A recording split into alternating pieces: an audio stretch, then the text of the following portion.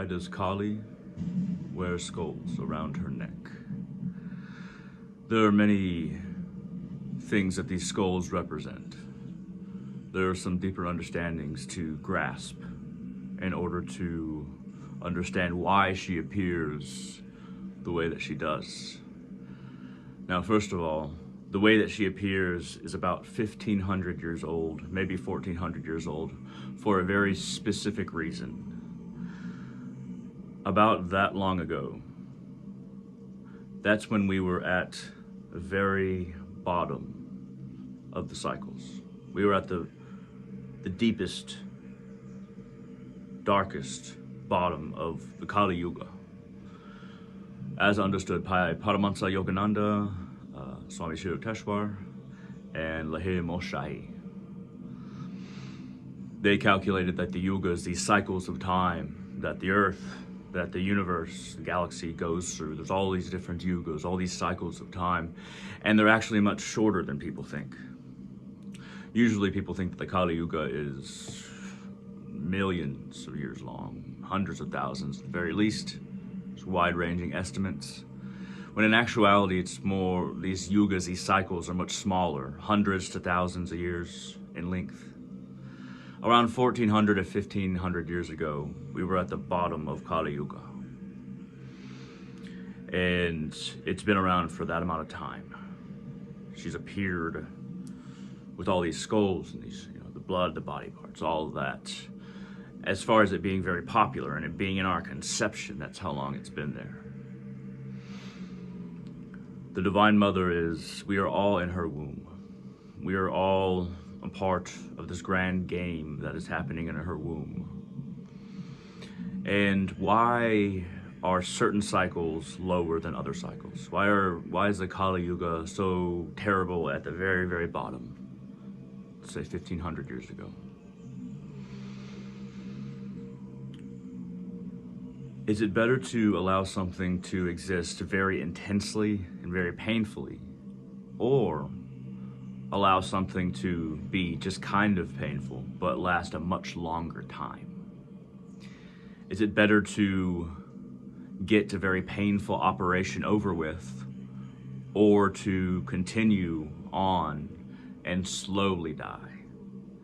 When that initial pain, that painful operation, be in pain for maybe months or however long it took to heal after the initial operation,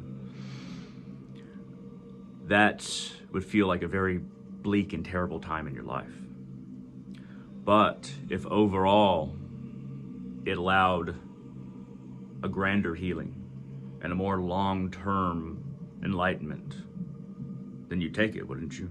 If you understood the scope of the sickness or the disease that was at play.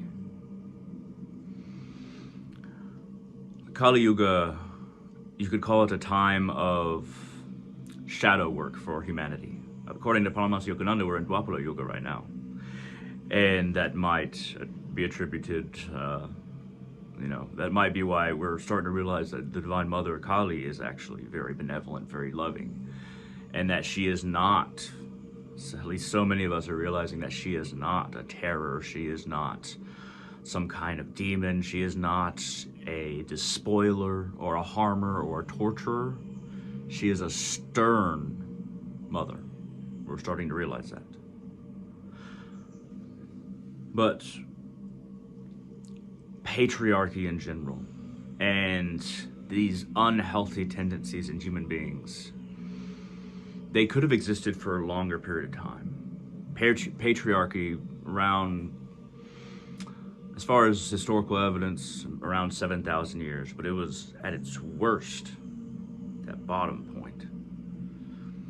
And why would Kali allow patriarchy to be so incessant, to reverberate in both directions from that bottom point of Kali Yuga?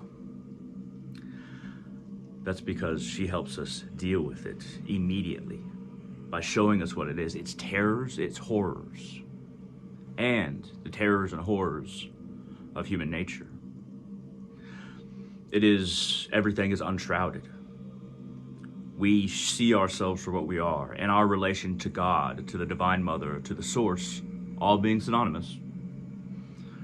Our relation at that very bottom point of Kali Yuga was a relationship of fear.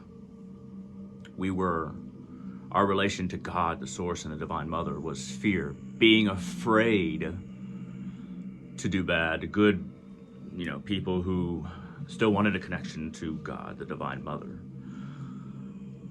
They had to be afraid in order to have a relationship with her, because otherwise they wouldn't, because that was the low point. That was the deepest winter of the yugas, and the deepest winter, the deepest suffering, is what is needed for a much grander growth and spring later on, a budding of the human consciousness and soul and the human spirit, a grander understanding and consciousness that lasts beyond the earth itself.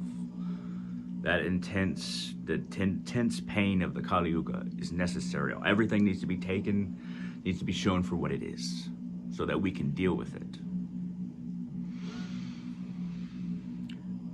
The skulls around her neck, they're often interpreted as being demon skulls, which is still an okay interpretation. She takes care of those elements among man and those beings who harm man, but those who harm the innocent, those with a demonic nature. And when I say demonic nature, I don't mean the modern term of deity. I don't mean the understanding that they're just spirits. I mean the asuras, who are materialistic, who are completely focused on personal gain and doing anything in order to achieve that personal gain and harm innocent people, innocent beings, so they can achieve that. That's what I mean by demon. I don't mean something that's just opposite an angel or something like that. I mean a very materialistic and completely self-absorbed being or person. And the Divine Mother, a lot of the time, she just has to completely destroy these people so that their souls can move on from this terrible prison and mind that they've trapped themselves up in and refuse to go beyond, whether it be a demon or a human being or a spirit, whatever it is that has trapped themselves and refuses to evolve, needs to be cut so that that soul can move on and reap the fruits of their karma and then work their way back up and around wherever it might go, wherever that soul might go. Now, another thing that the skulls can mean is the severing of the ego. The devotee of the Divine Mother, of God, of the Source, true devotee, will offer up the ego. It does not need to be cut by Ma Kali. The true devotee will offer up the ego freely, and she either offers a sword to cut it, symbolically, less literal than we were talking about, symbolically, or we cut the ego out ourselves and offer it up to her, and she puts it around her neck in pride. Instead of punishment, it is being proud of us in that circumstance, if we're interpreting the skulls in this way, which is a slightly higher way of understanding this. There's a joke with the skulls as well. It might seem cruel, but in actuality, it's meant to spark us. It's meant to, like a Zen monk that will hit a master Zen monk will hit the back of a disciple's back when he's meditating. Not necessarily to disturb his meditation, but to rise that anger and see if he can deal with it, and teach him how to deal with it when that anger or the fear of the strike was there beforehand, how to deal with that. So this joke about the skulls that the Divine Mother is kind of playing on us is that Mahakali, time, conqueror of time. Kal means time and space. In yoga, they are linked. There's no separate terms for time and space. Kala is time and space. Kala, time and space. Kali is conqueror of time and space. What exists in time and space? Our separation exists in time and space. Our separation is from the Source, the Divine Mother, God. It is temporary. And the joke goes to this. She wants us to realize that it's temporary, that we are actually parts of her, and that we are going back to her.